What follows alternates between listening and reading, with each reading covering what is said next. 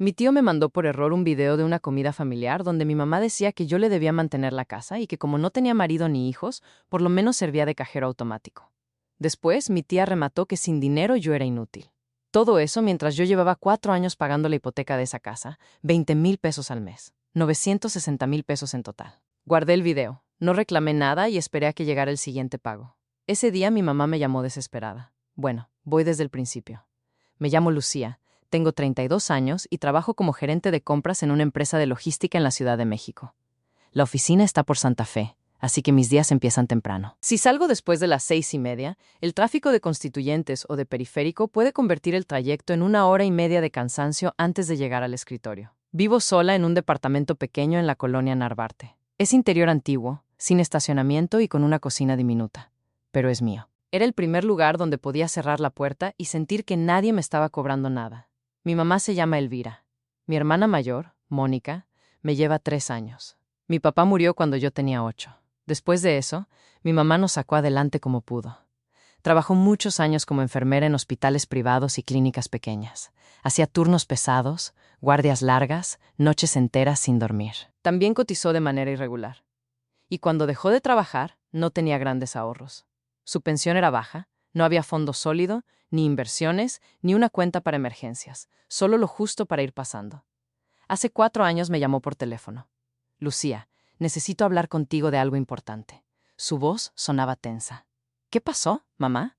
El banco me está presionando por la casa. Ya no puedo cubrir la hipoteca. Son 20,000 pesos al mes y mi pensión no alcanza. Sentí un hueco en el estómago. No puedes reestructurarla. Ya lo intenté. No me autorizaron nada. Dicen que mis ingresos no son suficientes. Ya no tengo de dónde sacar más. Y Mónica, ella puede ayudarte.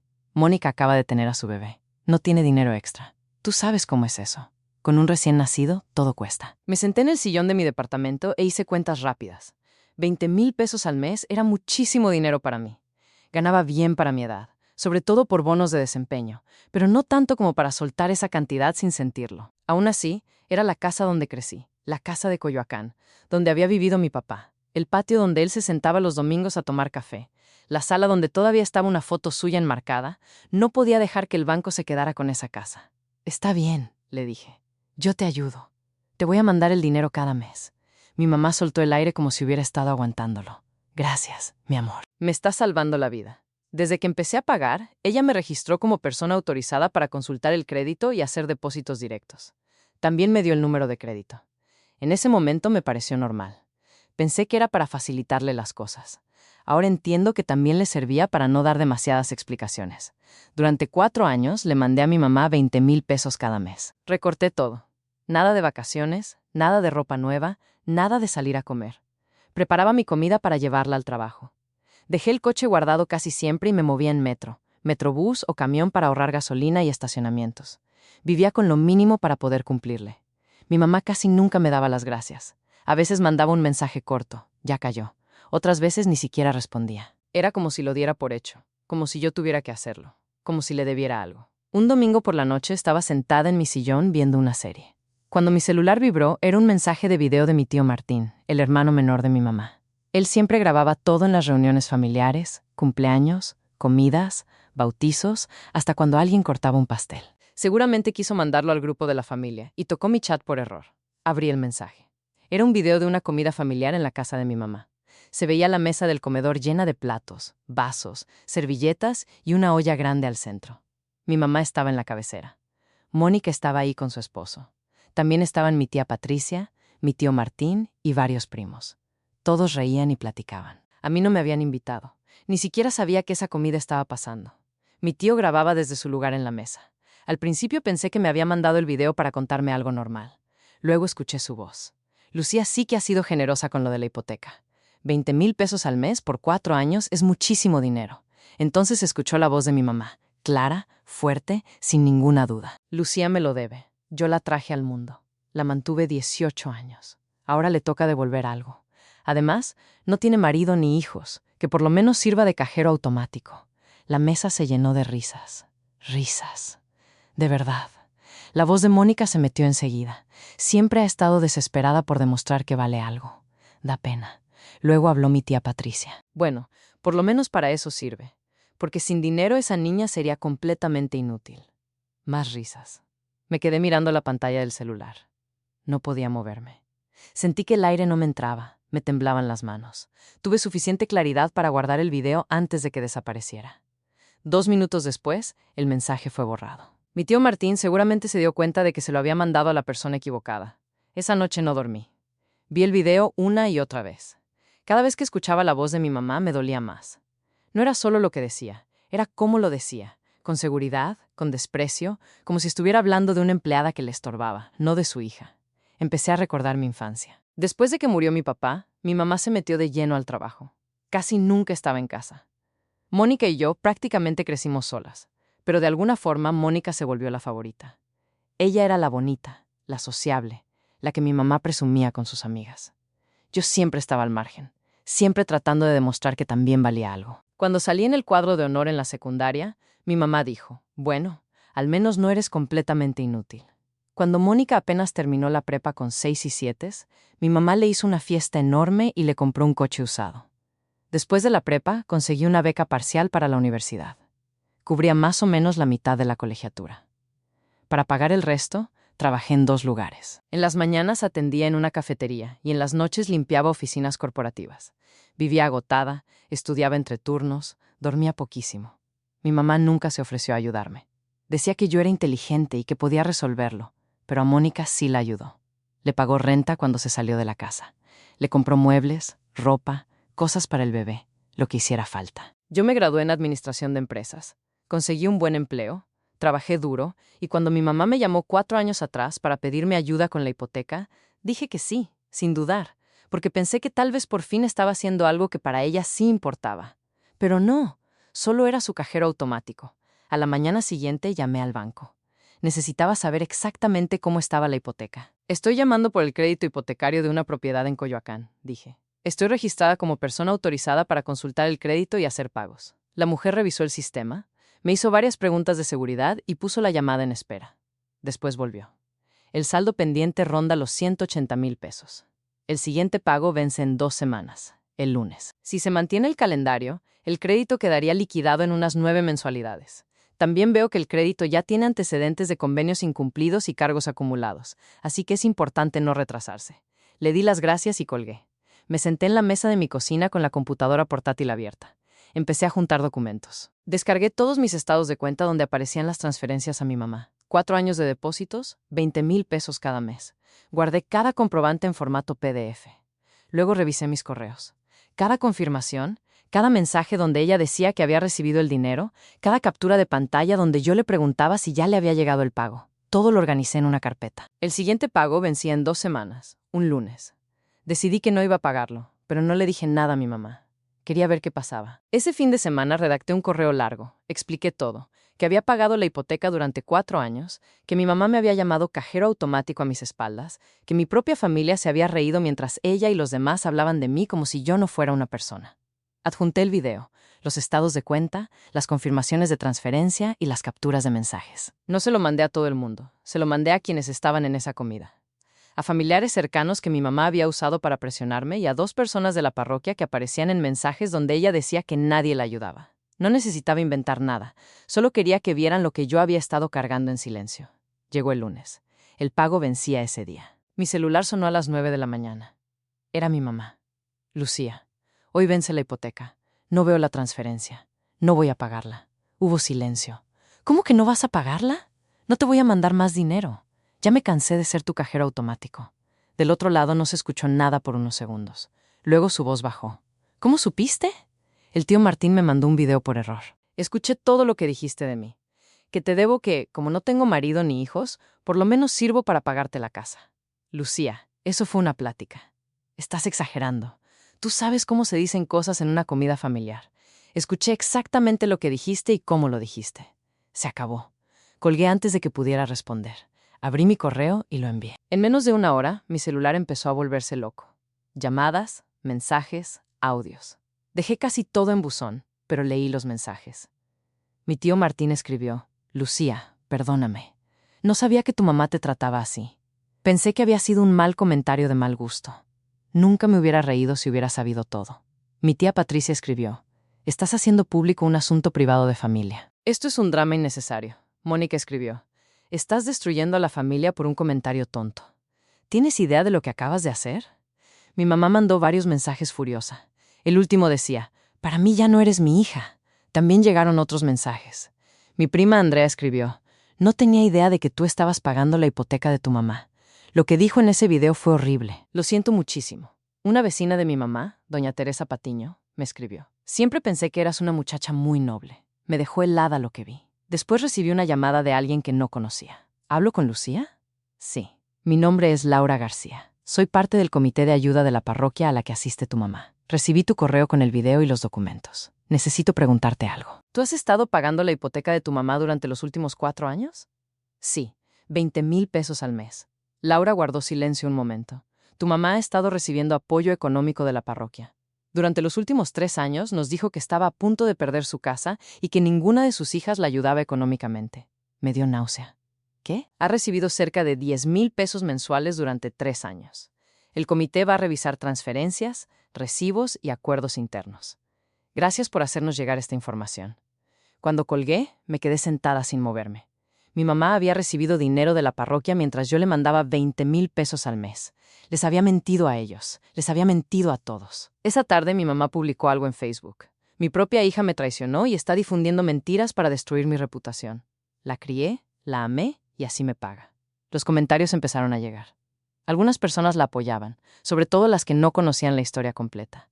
Pero otras, las que habían recibido mi correo, respondieron cosas como, yo vi el video.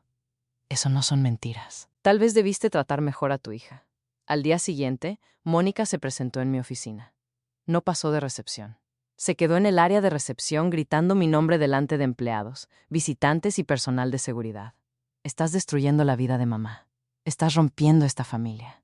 Todo porque te lastimaron tus sentimientos. El personal de seguridad se acercó. Señora, tiene que retirarse. La acompañaron hasta la salida. Mis compañeros se quedaron mirándome. Yo regresé a mi oficina, cerré la puerta y llamé a mi abogada Jimena Torres. Necesito hablar contigo de algo que pasó. Hoy le conté todo. El video, el dinero, el engaño a la parroquia. Mónica llegando a gritarme al trabajo. Lo primero es dejar constancia, me dijo Jimena. Pide el reporte de seguridad y guarda cualquier grabación del área de recepción. Si Mónica vuelve a buscarte, a amenazarte o a presentarse en tu trabajo, pedimos medidas de protección. Lo que hizo hoy ya es acoso. Está bien, hagámoslo. 2 semanas después, Laura García me llamó de nuevo. El comité terminó la revisión interna. Tu mamá recibió de forma irregular aproximadamente 360,000 pesos durante 3 años. Vamos a exigir la reparación del daño y ya presentamos una denuncia ante el Ministerio Público por posible fraude. Le di las gracias y colgué. Mi mamá estaba en un problema real. Ya no era solo un conflicto familiar. Había una denuncia y documentos que la comprometían. Unos días después, Andrea me llamó. ¿Podemos vernos? Necesito hablar contigo de algo. Nos reunimos en una cafetería cerca de mi oficina ya por la tarde, cuando el tráfico de Santa Fe empezaba a ponerse pesado. Andrea se veía nerviosa. Movía la taza entre las manos sin tomar café. Hace 2 años. Tu mamá me llamó, me dijo. Me dijo que tú y Mónica no le estaban ayudando, que iba a perder la casa. Me pidió 200,000 pesos. Me quedé helada. ¿Se los diste? Sí, me prometió que me los iba a pagar, pero nunca lo hizo. No quise hacer un problema porque es familia, pero después de ver el video y enterarme de que tú has estado pagando la hipoteca todo este tiempo, entendí que también me mintió a mí. Lo siento mucho, Andrea. No es tu culpa. Solo quería que lo supieras. Y si necesitas que yo declare sobre esto, lo voy a hacer. 3 semanas después me llamó el tío Martín. Tu mamá está muy mal, Lucía. Está bebiendo mucho, no sale de la casa. Dice que va a perderlo todo. No dije nada. Él siguió hablando. El banco no estaba empezando desde cero. Al parecer, tu mamá ya traía avisos y convenios incumplidos desde antes. Tu pago era lo único que la mantenía al corriente, ahora que falló. Reactivaron el procedimiento para recuperar la propiedad. Sentí una mezcla de coraje y cansancio. Otra cosa que ella nunca me había contado. También hay predial atrasado, cargos moratorios y gastos legales, agregó. Y parece que pidió otro préstamo usando la casa como respaldo.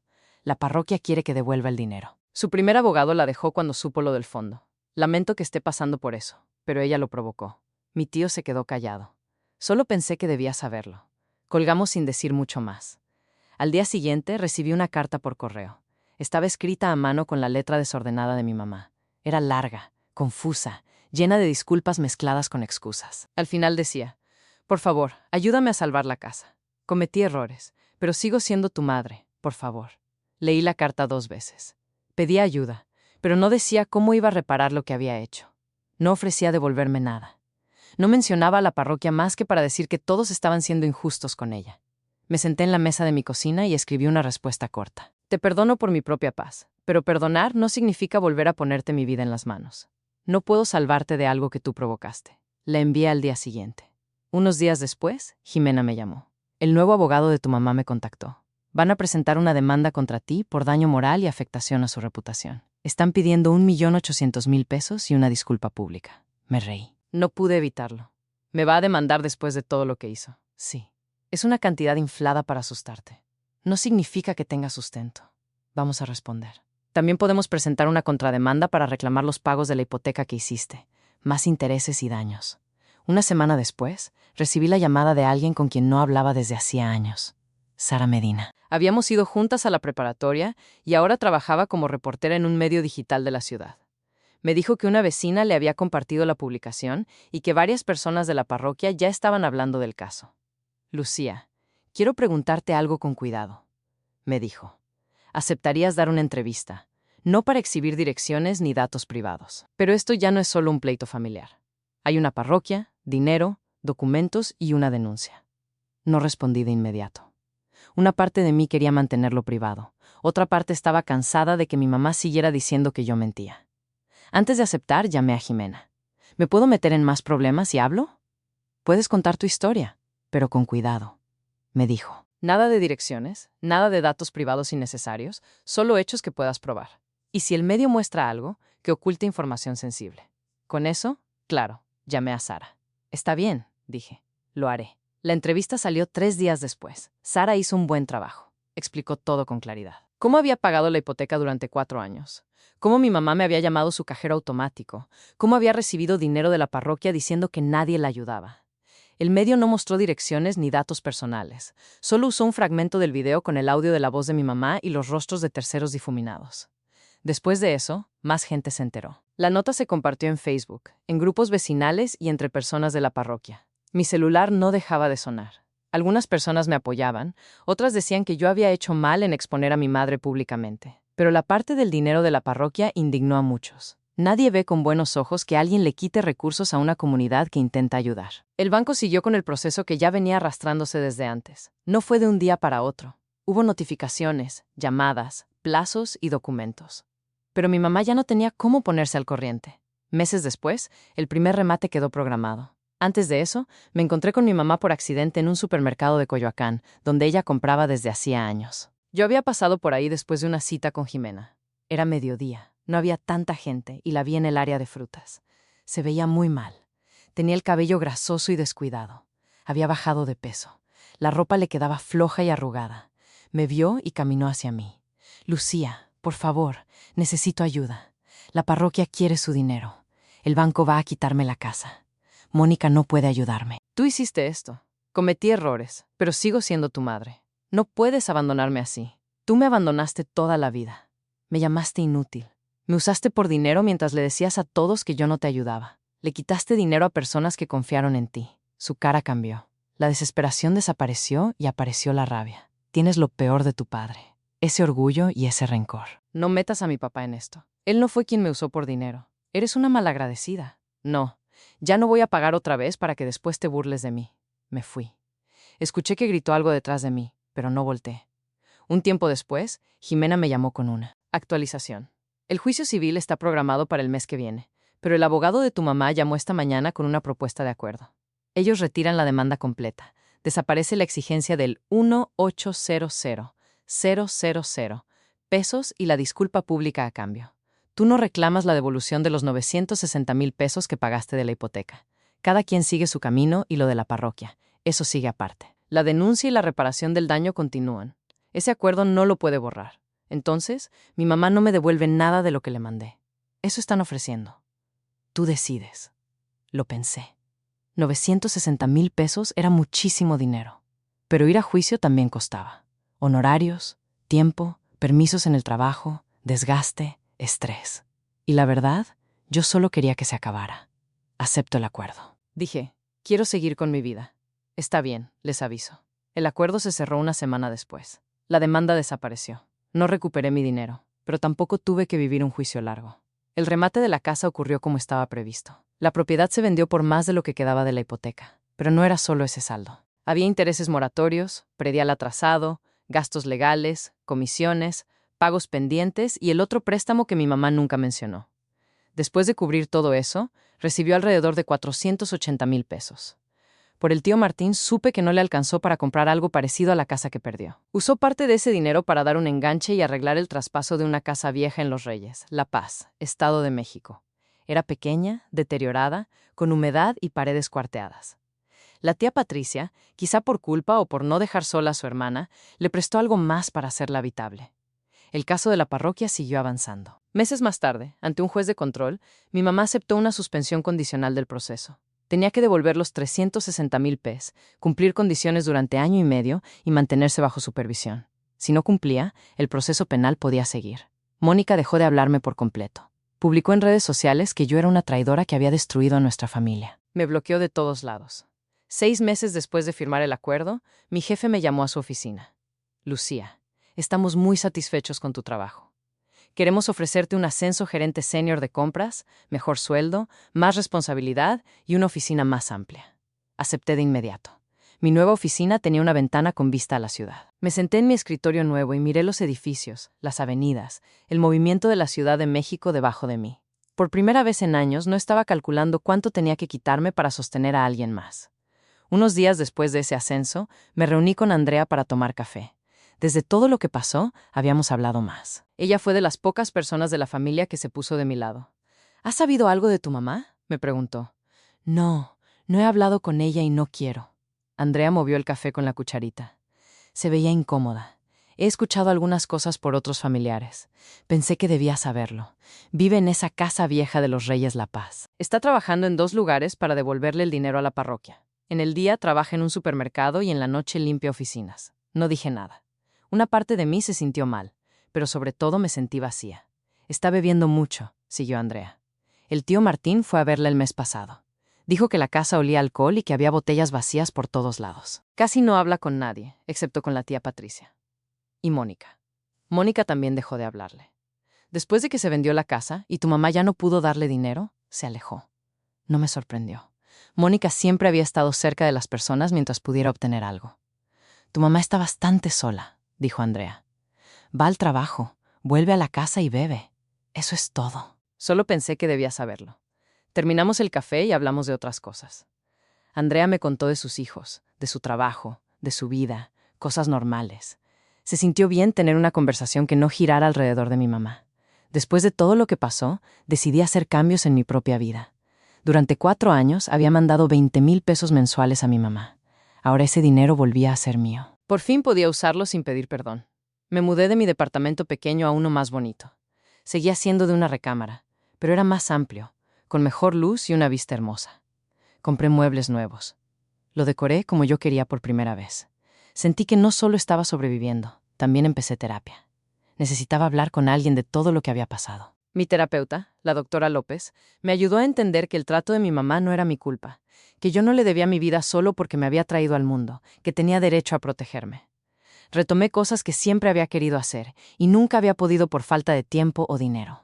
Tomé clases de cerámica, entré a un club de lectura y empecé a viajar de vez en cuando. Fui a Oaxaca y vi el mar en Puerto Escondido. Un fin de semana fui a Valle de Bravo y me quedé sentada frente al lago sin mirar el reloj. También empecé a salir con alguien. Se llamaba Andrés. Lo conocí en una cafetería cerca de mi oficina. Era ingeniero en sistemas, tranquilo, divertido y amable. Pero lo que más me gustó fue que de verdad escuchaba cuando yo hablaba. Llevábamos 3 meses saliendo y todo iba bien. Un sábado por la mañana, Andrés y yo desayunábamos en mi departamento. Estábamos sentados en el sillón, tomando café y comiendo panqueques con miel. Cuando me preguntó por mi familia, ¿hablas alguna vez con tu mamá? No, no he hablado con ella en casi un año. ¿La extrañas?, lo pensé. No extraño tener una mamá, pero no la extraño a ella. En realidad nunca fue una mamá para mí. Y tu hermana, Mónica, eligió. Se puso del lado de mi mamá y en mi contra. Estoy en paz con eso, Andrés asintió. Debe haber sido difícil cortar con casi toda tu familia. Lo fue. Pero también era necesario. Me estaban usando.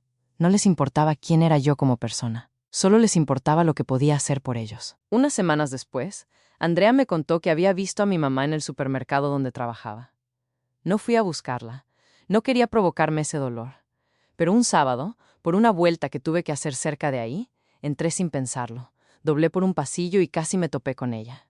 Llevaba una canasta con pan, sopa en lata y una botella de vino barato. Se veía peor que la última vez. La ropa estaba vieja y gastada. Tenía la cara cansada, más marcada. Nos quedamos mirando un momento. Ninguna dijo nada. Entonces ella se dio la vuelta y se fue. Dejó la canasta en medio del pasillo y salió del supermercado. Me quedé ahí viéndola alejarse. Esperé sentir culpa, enojo, tristeza, algo. Pero lo único que sentí fue alivio de que no se hubiera acercado. Terminé mis compras y regresé a casa. Andrés me esperaba. Íbamos a cocinar juntos y ver una película. Cosas normales de pareja, la clase de vida para la que nunca tuve tiempo cuando todo mi dinero se iba a salvar a mi mamá. Esa noche, acostada en mi cama, pensé en todo lo que había pasado durante ese año. Perdí a mi mamá, perdí a mi hermana, perdí a buena parte de mi familia extendida. Durante mucho tiempo creí que eso debía sentirse como una tragedia, como si me hubieran arrancado algo. Pero esa noche, en mi departamento nuevo, con los platos del desayuno todavía en el escurridor y una película pausada en la sala, no se sentía así.